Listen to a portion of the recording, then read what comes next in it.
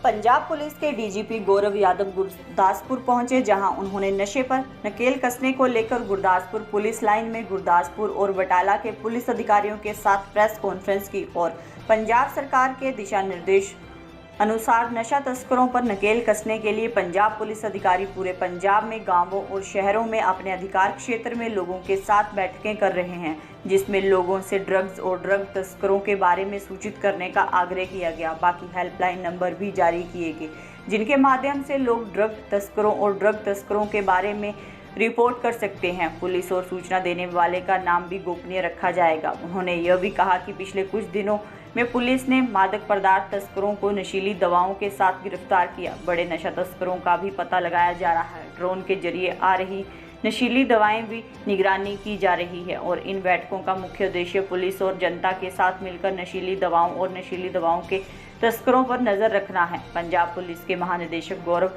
यादव ने इस नशे को जल्द से जल्द रोकने के लिए कहा।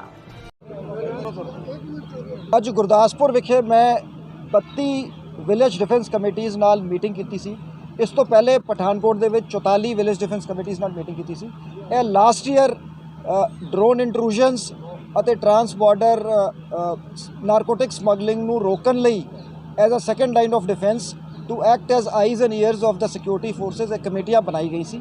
ਬਾਰਡਰ ਤੋਂ ਜਿਹੜੇ ਵਿਦਿਨ 5 ਕਿਲੋਮੀਟਰਸ ਜਿੰਨੇ ਪਿੰਡ ਲੱਗਦੇ ਹੈਗੇ ਤੇ ਇਹਨਾਂ ਨੂੰ ਅਸੀਂ ਜਿੱਥੇ ਚੰਗਾ ਕੰਮ ਇਹਨਾਂ ਨੇ ਕੀਤਾ ਉਹਨਾਂ ਨੂੰ ਇਨਕਰੇਜ ਕੀਤਾ।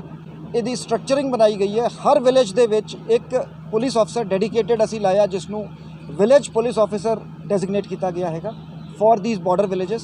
ਤੇ ਬਾਰਡਰ ਵਿਲੇਜ ਪੁਲਿਸ ਆਫਿਸਰ ਤੇ ਵਿਲੇਜ ਡਿਫੈਂਸ ਕਮੇਟੀਜ਼ ਦੇ ਤਾਲਮੇਲ ਨਾਲ BSF ਤੇ ਪੰਜਾਬ ਪੁਲਿਸ ਨਾਲ ਸਟਰਕਚਰਡ ਇੰਟਰੈਕਸ਼ਨ ਕਰਕੇ ਇੱਕ drone emergency response protocol border areas ਲਈ ਬਣਾਇਆ ਗਿਆ ਸੀਗਾ, ਜਿਸ ਦੇ ਵਿੱਚ ਜਦੋਂ ਕਿਤੇ ਕੋਈ ਡਰੋਨ ਐਕਟੀਵਿਟੀ ਦੇਖੀ ਜਾਂਦੀ ਹੈ किस तरह का रिस्पॉन्स होना चाहिए। इन्हों के WhatsApp ग्रुप बनाए गए, इन्हों जैकेट्स दित्तियां गईयां, होर identification cards and other things, so that कोशिश की गई कि वध तो वध एक्स सर्विसमैन ते दूजे जिहड़े हैगे फोर्सिस के रिटायर्ड ऑफिसर्स ये होण।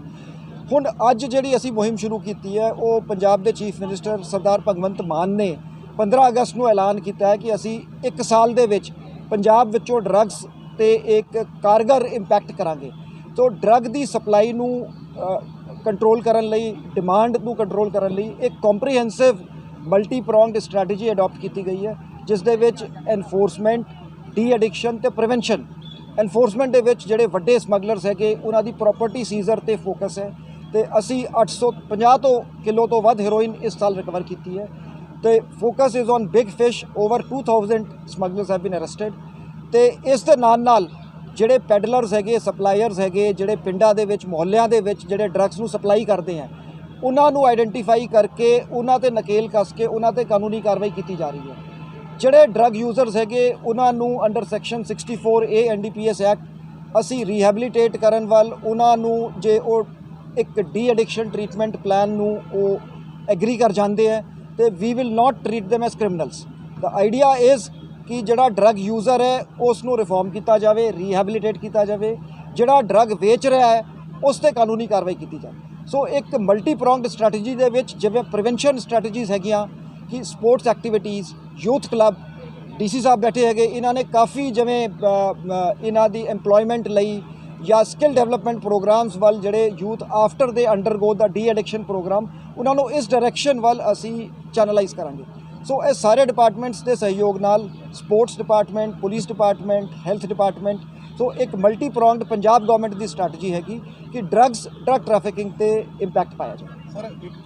इन द फस्ट फेज़ 5 किलोमीटर तक का सीगा, कुछ एरियाज असी इसनूं एक्सटेंड करता अप टू 10 किलोमीटर।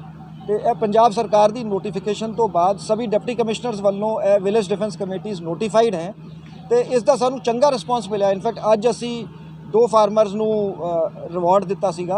सो 1 लाख पर असी रिवॉर्ड रखा है। जे कोई इन्फॉर्मेशन दी जाऊगी जिस तो ड्रग की रिकवरी होगी या ड्रोन का सीजर होगा, सो 1 lakh cash reward will be given. नहीं वो जिवें गल कही सी, तुहाडा बड़ा इंपॉर्टेंट पॉइंट है कि भावें जिन्नी मर्जी तुसी वड्डी ड्रग्स फड़ लो, कंसाइनमेंट्स फड़ लो, ਜਦੋਂ तक supply at the Mohalla level या at the village level is not controlled, उदों तक आम लोगों को इसका इंपैक्ट नहीं पता लगता। ਸੋ ਇਸ ਲਈ ਅਸੀਂ ਇੱਕ ਤੇ ਆਪਣੇ ਰਿਸੋਰਸਿਸ ਤੋਂ, ਜਿਵੇਂ ਸਾਡੇ ਕੋਲ ਇੱਕ ਪਾਇਸ ਸੌਫਟਵੇਅਰ ਹੈ ਜਿਸ ਦੇ ਵਿੱਚ ਜਦੋਂ ਵੀ ਕੋਈ ਅਰੈਸਟਡ ਹੁੰਦਾ ਹੈ, ਪ੍ਰਿਜ਼ਨਰ ਜੇਲ੍ਹ ਜਾਂਦਾ ਹੈ, ਉਸ ਦੀ ਡੇਟਾਬੇਸ ਐਂਟਰੀ ਹੁੰਦੀ ਹੈ।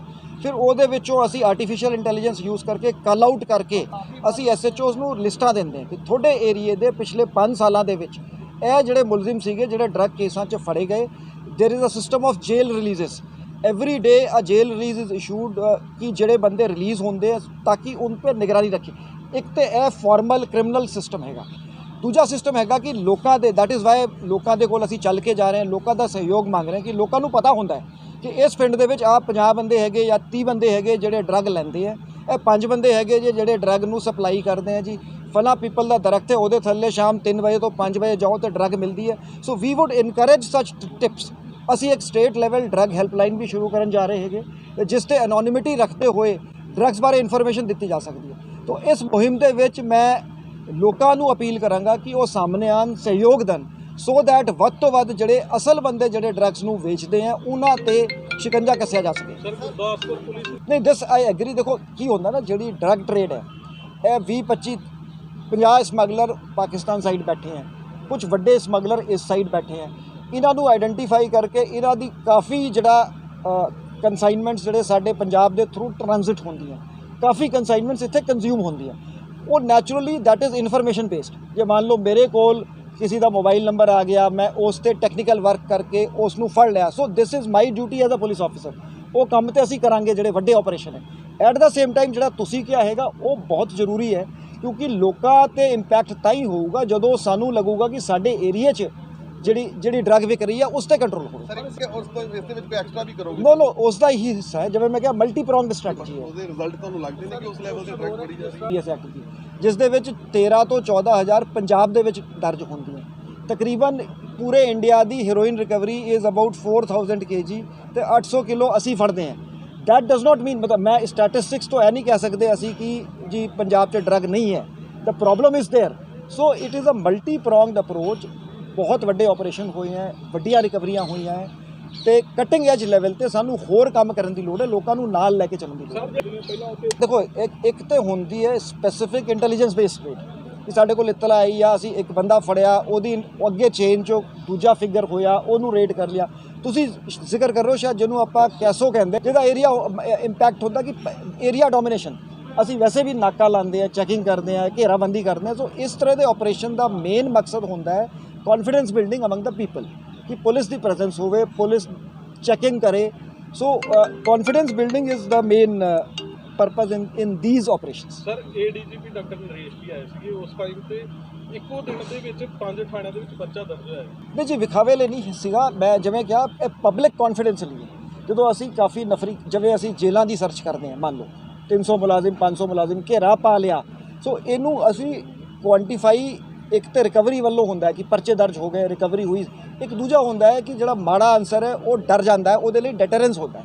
ਤੀਜਾ ਹੁੰਦਾ ਹੈ ਇੱਕ ਜਿਹੜਾ ਅਮਨ ਪਸੰਦ ਜਿਹੜਾ ਸ਼ਹਿਰੀ ਹੈ ਉਹਨੂੰ ਕੌਨਫੀਡੈਂਸ ਮਹਿਸੂਸ ਹੁੰਦਾ ਹੈ। ਸਰ ਜਦੋਂ ਵੀ ਕਰਨੀ ਹੈ, ਪਰ ਜਿਹੜਾ ਸਿੰਥੈਟਿਕ ਨਸ਼ਾ ਜਾਂ ਆਮ ਸ਼ਹਿਰਾਂ ਦੇ ਵਿੱਚ ਮੈਡੀਕਲ ਸਟੋਰ ਤੇ ਜਿਹੜਾ ਮਿਲਦਾ, ਉਹਨੂੰ ਨਸ਼ੇ ਨੂੰ ਰੋਕਣ ਦੇ ਲਈ ਪੁਲਿਸ ਤੋਂ ਇਲਾਵਾ ਹੋਰ ਕਿਹੜੇ ਡਿਪਾਰਟਮੈਂਟਸ ਨੇ ਜਾਂ ਕਿਸ ਤਰੀਕੇ ਦੇ ਨਾਲ ਅਸੀਂ ਸਾਰਿਆਂ, ਦੇਖੋ ਜੀ ਕਈ ਜਿਵੇਂ ਸਾਊਥ ਮਾਲਵੇ ਦੇ ਵਿੱਚ ਮਾਨਸਾ, ਬਠਿੰਡਾ, ਉੱਥੇ ਫਾਰਮਾਸਿਊਟੀਕਲ ਡਰੱਗਸ ਦੀ ਬਹੁਤ ਪ੍ਰੋਬਲਮ ਹੈ, ਕਿਤੇ ਚਰਸ ਦੀ ਪ੍ਰੋਬਲਮ ਹੈ ਕਿਤੇ। ਸੋ ਦੇਅਰਫੋਰ ਏਰੀਆ ਸਪੈਸੀਫਿਕ ਪਲਾਨਸ ਅਸੀਂ ਬਣਾਵਾਂਗੇ ਜਿਸ ਜ਼ਿਲ੍ਹੇ ਦੀ, ਜਿਸ ਥਾਣੇ ਦੀ ਏਰੀਆ ਦੀ ਜਿਸ ਤਰ੍ਹਾਂ ਦੀ ਡਰੱਗ ਦੀ ਪ੍ਰੋਬਲਮ ਹੈ।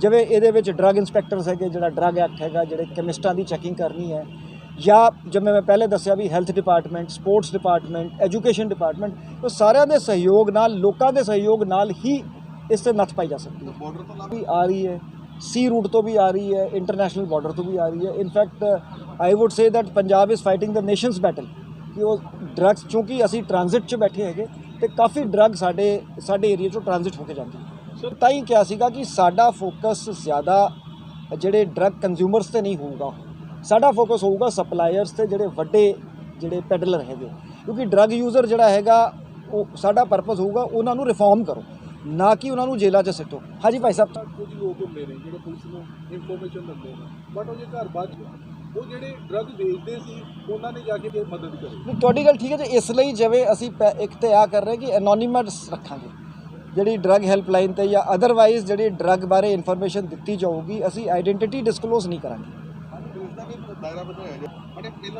ਹਾਂਜੀ ਹੈ, ਦੇਖੋ ਹਾਲੇ ਕੰਸਟ੍ਰੇਂਟਸ ਹੈਗੇ ਕੈਪੈਸਿਟੀ ਦੇ, ਜੇ ਤੁਸੀਂ ਕਹੋ ਕਿ ਜਿੰਨੇ ਸਾਡੇ ਕੋਲ ਜਿਹੜੇ ਟ੍ਰੀਟਮੈਂਟ ਸੈਂਟਰ ਨੇ ਜੇ ਸਾਰਿਆਂ ਤੁਸੀਂ ਐਡ ਕਰ ਲਓ ਸ਼ਾਇਦ ਡਰੱਗ ਯੂਜ਼ਰਸ ਦਾ ਨੰਬਰ ਉਸ ਤੋਂ ਲਾਰਜ ਹੈ। ਸੋ ਦੇਅਰਫੋਰ ਇਹ ਹੌਲੇ ਹੌਲੇ ਸਾਰੇ ਡਿਪਾਰਟਮੈਂਟਸ ਨੂੰ ਨਾਲ ਲੈ ਕੇ ਕਰਾਂਗੇ। ਸਰ ਵੀ ਜਿਹੜੇ ਡਰੱਗ ਲੈਮੈਂਟ ਕਰਾਵਾਂਗੇ they are fighting. Thank you ਜੀ।